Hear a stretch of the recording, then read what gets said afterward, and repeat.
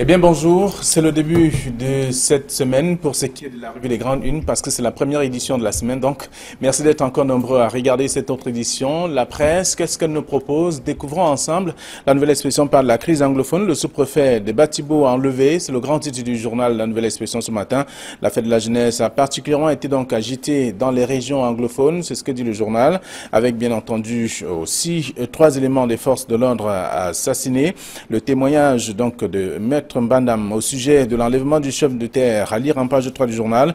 Le même journal parle également du message à la jeunesse. Et si le discours était donc enregistré avant le 10 février, c'est à découvrir en page 5 de la Nouvelle Expression. Le même journal s'intéresse aussi à autre chose. Parlant de la grogne des enseignants, Galebi Beye en sapeur-pompier, c'est en page 4.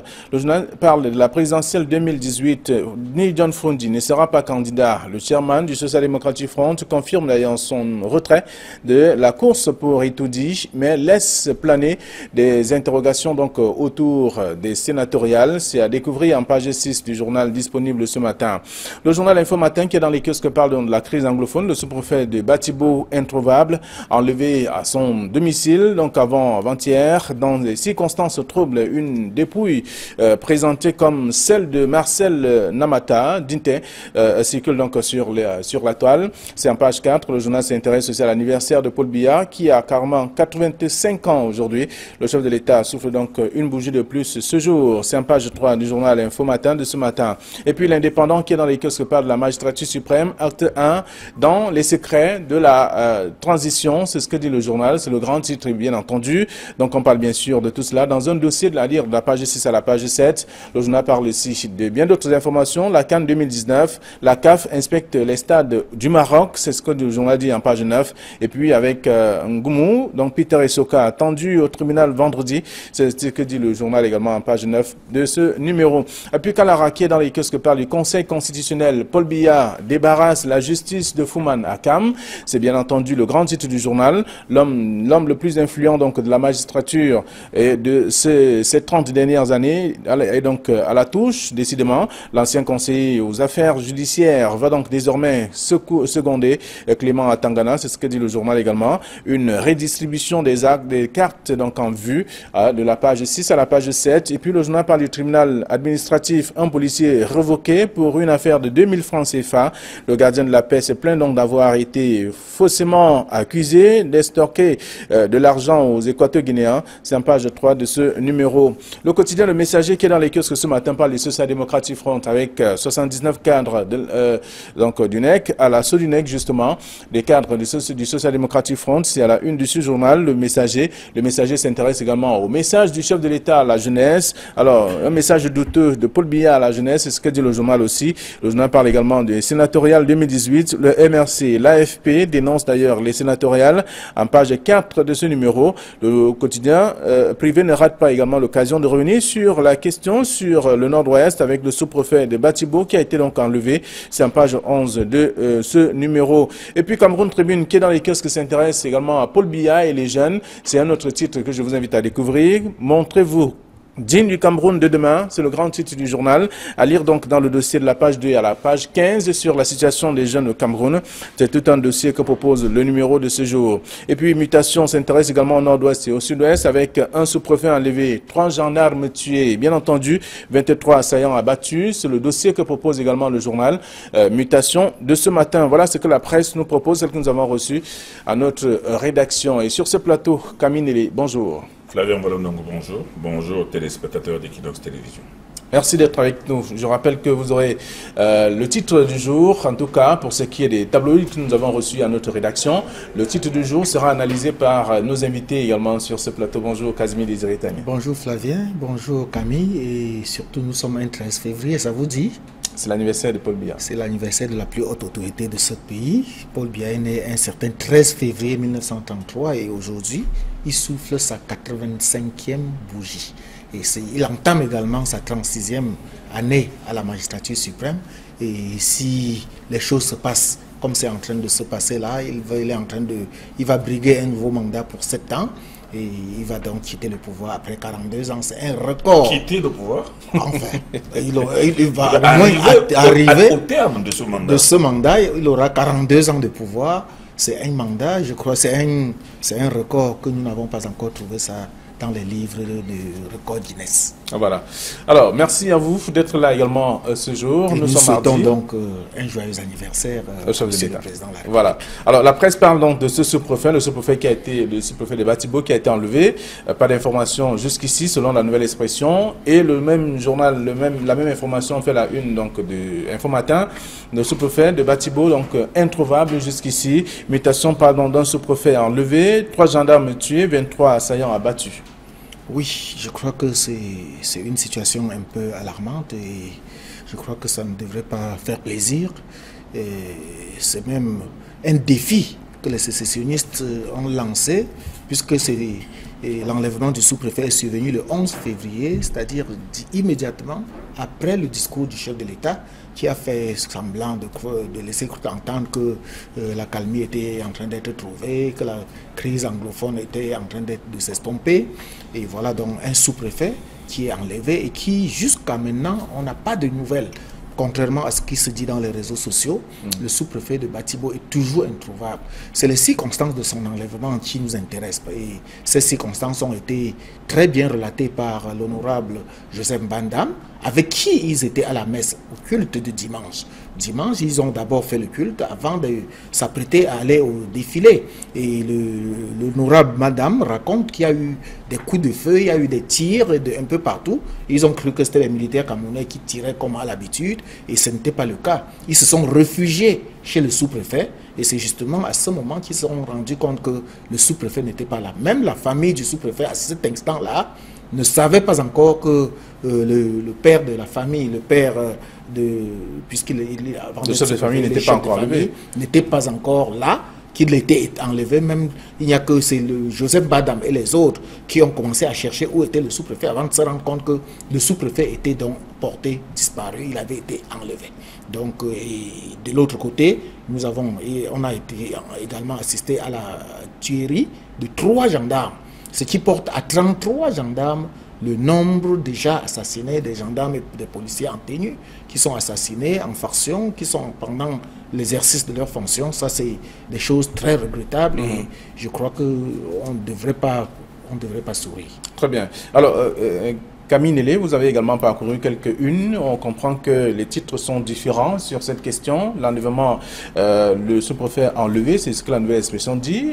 Info Matin parle plutôt d'introuvable jusqu'ici, parce que tout cela s'est déroulé dans la journée du dimanche. Et également, Mutation fait tout un point, fait le point en tout cas sur la situation. Le sous-préfet enlevé, 3 gendarmes tués et 23 assaillants abattus. Entre le titre de sous-préfet introuvable et celui de mutation enlevé, moi je pense que la nuance est indéfinissable. Il s'agit de la même question. Le sous-préfet n'est plus là. Le sous-préfet a disparu entre sa maison et la place des Fêtes. Son véhicule a été retrouvé incendié, donc il ne fait aucun doute. D'ailleurs, incendié après que les coups de feu aient éclaté partout dans la petite ville de Batibo. Donc il ne fait donc aucun doute que c'est un cran de plus qui est franchi dans l'escalade de la terreur permanente et ambiante que sont en train d'instaurer ces aventuriers qui ont décidé de mener jusqu'au bout. Est-ce qu'on va penser que ce sont les autorités qui sont devenues de nouvelles cibles, en tout cas pour ces assaillants? Non, ce ne sont pas seulement les autorités. On a commencé d'abord par les gendarmes, qui étaient les autorités administratives, qui jusqu'à présent même d'ailleurs demeurent en position de fragilité, dans la mesure où dans ces unités qui ne sont pas traites, qui sont isolées et qui ne sont pas loin de la frontière du Nigeria, on ne peut pas continuer à se permettre de laisser 5, 6, 7, 8, 9, 10 gendarmes. Il faut que ces gendarmes soient appuyés par des éléments du BIR, par des éléments du BIM, par des éléments même motorisés susceptibles d'intervenir à tout moment. C'est-à-dire qu'on a l'impression que les forces de défense se contentent de subir, alors qu'elles peuvent prévenir. Elles peuvent aller même au-devant des incursions comme celle-là. Le sous-préfet a été enlevé le 11 février. Le jour où, au moment où on l'attendait sur la place des Fêtes, et d'ailleurs, ce qu'on oublie de dire, c'est qu'il n'y a pas eu de défilé à Batibo. Après l'enlèvement du sous-préfet, tous les élèves sont partis. La terreur et la psychose demeure permanente dans cette région du sud-ouest et du nord-ouest où ces gens continuent à venir attaquer le Cameroun. Et moi, je pense qu'il ne faudra pas que nous nous contentions uniquement de compter les coups, de compter les morts et de compter maintenant les sous-préfets kidnappés. Il faut aller au-devant de cela, prévenir et même anticiper.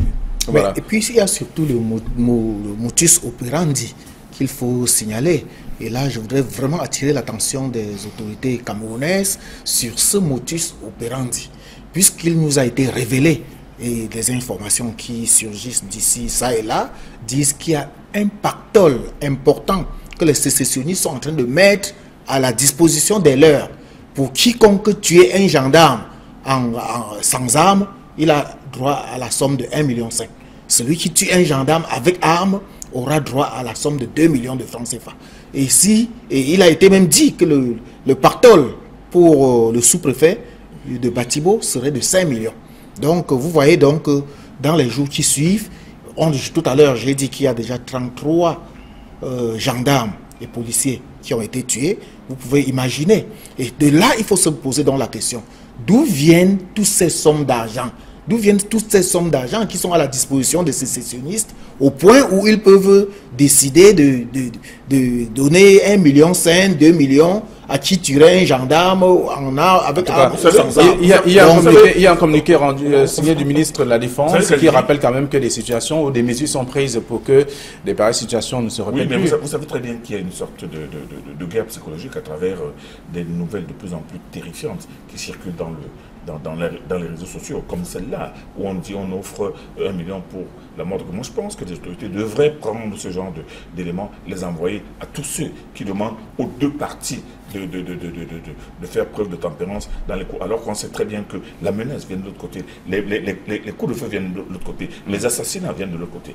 Donc moi je pense que là aujourd'hui, avec ce qui se passe, on est en train de vouloir imposer une guerre civile au Cameroun. Ça commence comme ça, c'est en train de monter tout doucement. On est parti de petites escarmouches, d'attaques et tout, et maintenant ce sont des gens, comme ça a été le cas à Batibo, plus de 100 personnes qui sont arrivées, qui ont tiré partout, qui ont enlevé un sous-préfet, qui sont partis. Ça va continuer, et jusqu'à les élections, et peut-être c'est dans l'intention d'empêcher la tenue d'élections dans le sud, dans le nord. Il faut faire très très attention. Il faut que cette situation soit maîtrisée au plus tôt par les forces de défense. Alors lorsqu'on lit la une de l'intégration ce matin, on parle donc de ce Cameroun, du Cameroun vers la guerre totale en zone anglophone, à partir notamment de ce qu'on observe. Guerre totale, guerre civile. Guerre totale entre qui? Totale entre des gens qui viennent du Nigeria, qui viennent tuer, brûler, et des forces de défense qui ne font que se défendre. Guerre totale. Moi, je pense que leur objectif, c'est de créer une psychose permanente, une peur permanente, et de frapper des coups qui vont atteindre forcément le moral des Camerounais, qui vont empêcher les Camerounais de circuler, de sortir même de leur maison, qui vont empêcher cette quiétude et cette paix dont les discours officiels nous rebattent les oreilles tous les jours, mais en réalité, qui s'éloigne de plus en plus chaque jour. Et la conséquence directe de cette guerre totale, c'est justement les élections, hein, Camille, tu l'avais dit tout à l'heure. S'il n'y a pas élection, si on ne peut pas organiser les élections dans cet état de choses, si on ne peut pas organiser les élections dans le sud-ouest et dans le nord-ouest, ça veut dire qu'il n'y aura pas élection au Cameroun du tout. Donc ça ne peut pas seulement s'arrêter dans le sud-ouest. Donc les répercussions peuvent aller au-delà du sud-ouest et du nord-ouest et atteindre les régions littorales et autres. Dans tous les cas, je dis, avec cette situation, si la situation continue, nous sommes en doute de penser qu'on peut organiser sereinement des élections dans ces régions. C'est l'objectif de ces aventuriers. C'est l'objectif. Alors, donc on peut parcourir la presse ce matin pour comprendre un peu comment est-ce que le sujet a été traité par ces différents tabloïds. D'ailleurs, dans la nouvelle expression, on parle du sous-préfet qui a été de Batibo enlevé, et avec les circonstances, les témoignages de Joseph Mbandam, qui est le député, en tout cas SDF, à l'Assemblée nationale. Et il y a également d'autres journaux, Info Matin, qui parlent de sous-préfet, toujours introuvable jusqu'ici. Avant de sortir de ce sujet, Flavien, permets-moi vraiment, pour une fois, de tirer un coup de chapeau au responsable de la communication du ministère de la Défense, le colonel Didier Biadek, qui, malgré le fait que l'armée est une grande muette, a quand même, sur les réseaux sociaux, essayé de communiquer pour donner des informations réelles. Parce qu'à un moment, on a présenté un cadavre d'une personne qu'on a prétendu que ça devait être le cadavre du sous-préfet enlevé, alors qu'il n'en est rien. Le colonel Didier Badek a donc pris sur lui, et je suis sûr qu'il n'a pas demandé l'autorisation de sa hiérarchie pour le faire, puisque jusqu'à maintenant, la hiérarchie n'a encore rien dit sur l'enlèvement du sous-préfet. Il a pris sur lui pour dire les recherches continuent, le sous-préfet n'a pas encore été retrouvé, ni sa dépouille, ni vivant. Donc, un coup de chapeau à mon Très bien. Alors, on va dire autre chose, commenter, en tout cas, j'invite d'ailleurs les lecteurs à faire un tour dans les kiosques aussi. On parle donc de ce message à la jeunesse de Paul Biya. Et si le discours a été donc enregistré avant le 10 février, c'est ce que dit la nouvelle expression. On parle donc de tout cela dans ce numéro en page 5. Et également le messager de ce matin qui revient aussi sur cette même question, mais avec une autre version et même un autre traitement, message douteux de Paul Biya à la jeunesse. C'est le titre du messager qui vous colle un peu plus. En tout cas, que ce soit le messager ou la nouvelle expression, la nouvelle expression dit que peut-être ce discours a été enregistré avant le 10 février. Et le messager dit que c'est un discours douteux. Moi, je souscris entièrement à leur démarche. Parce que lorsque vous suivez le discours de Paul Biya, bien que ça a été un discours très cohérent, très correct, malgré que ça ne collait pas avec la réalité, on se demande bien si le chef d'État vit le même pays que nous. Parce que nous dire que la paix est en train de revenir dans les régions du sud-ouest, moi je crois que c'est une vue de l'esprit. Et là, le chef de l'État s'est trompé, ou alors on l'a trompé plutôt. Parce que vous savez bien que ce n'est pas lui qui écrit ses discours. On écrit pour lui et il vient lire. Donc ça veut dire que le chef d'État n'est pas en phase avec avec la réalité quotidienne du pays. Et sur tout un autre plan, le chef d'État a annoncé qu'en 2017, on a créé 473 303 emplois. Ça, c'est le chiffre exact. Il dit que le cap était mis pour 400 000. Ils sont au-delà de 400 000 et ils ont créé 473 000 emplois.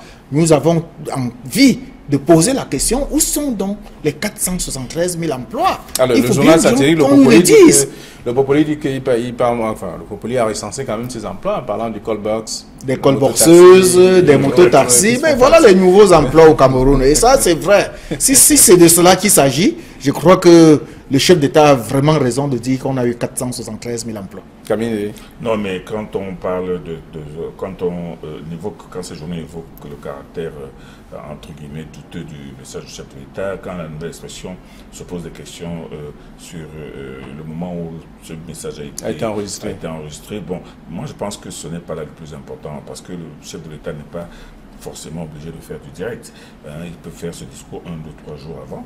Mais il faut que ça colle avec la réalité. L'idéal, c'est le direct, parce qu'au moins, il a encore tout fraîchement dans sa tête et dans les faits les derniers moments. Donc, ce discours, ceux qui l'ont entendu, évidemment, il y en a beaucoup qui sont restés médusés, il y en a d'autres qui sont restés admiratifs, puisqu'on a vu les grands exégètes du discours présidentiel après le discours, comment ils nous ont décortiqué, comment ils nous ont dit que c'est un discours fort, qui était très fort, très beau, très entraînant pour la jeunesse et tout ça. Mais il y en a d'autres qui sont restés beaucoup plus sceptiques, beaucoup plus dubitatifs, qui sont demandés comment est-ce que le président de la République peut dire que la situation se stabilise au sud-ouest alors qu'on a tous les jours le nombre de morts, le nombre d'exactions continue. Comment est-ce que le chef de l'État peut dire qu'on a créé des centaines de milliers d'emplois alors que 473 000. Alors que ce n'est pas le cas? Comment est-ce que le chef de l'État peut, par exemple, et là, c'est ça qui a fait sursauter certains journalistes dans certains milieux, qui disent que comment est-ce que le chef de l'État peut demander aux jeunes avant de se demander ce que l'État peut faire pour eux, qu'ils se disent d'abord ce que eux ils doivent faire pour l'État. Moi, je pense que ce mot-là, surtout ce mot-là, est très très important, parce que le chef de l'État ne peut pas demander cela à des jeunes qui eux-mêmes n'ont rien pour pouvoir donner quelque chose. Mais par contre, moi je me souviens, il y a 30 ans, il y a un jeune homme d'affaires camerounais qui avait à peine 35 ans, qui avait estimé que tout jeune Camerounais devrait pouvoir faire quelque chose pour son pays avant d'attendre que le pays fasse quelque chose pour lui. Et ce jeune homme s'appelle Paul Atanganji. Il était homme d'affaires, ses bureaux étaient à Aqua Palace. Il avait décidé d'offrir 50 millions à l'État. Il l'a fait. Il a donné 50 millions, c'est-à-dire que 10 millions pour 5 départements. Il a fait, ça a été repris dans tous les journaux, quasiment des États-Unis. Je pense que vous souvenez. Exact. Bon, voilà un jeune qui, lui, n'avait pas attendu que l'État fasse, mais seulement en 88.